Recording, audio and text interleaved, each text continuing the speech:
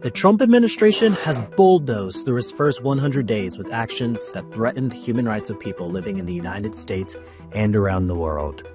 To mark President Trump's 100th day in office, Human Rights Watch has collated a list of 100 of these rights abusive actions affecting people's lives. Here's a few examples.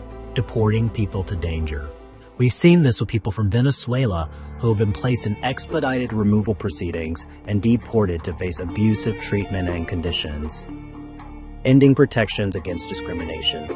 Women, LGBT people, and people of color will experience more discrimination and fewer rights protections because of the, quote, ending radical and wasteful government DEI programs and preferencing executive order, which terminated all diversity, equity, and inclusion policies, programs, and activities in the federal government, putting the executive above the law.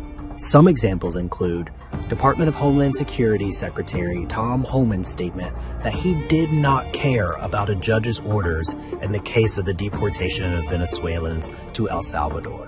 There's also President Trump's public denial of a judge's authority and calls for a judge's impeachment, putting people at risk of more severe food insecurity. In the U.S., $1 billion for food banks and food programs in schools has been cut.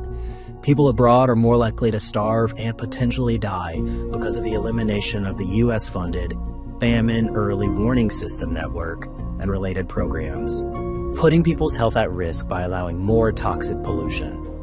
The U.S. Environmental Protection Agency's biggest deregulatory action aims to weaken fossil fuel industry regulations, including limits on toxic pollutant releases into air and water. This will negatively affect the health and livelihoods of fence-line communities and increase greenhouse gas emissions. Many of these abusive policies are moving ahead, but others are being challenged in court and protested by people in the U.S. The deep and lasting harm to human rights will take time to understand. To learn more about these policies, go to hrw.org to see the entire list.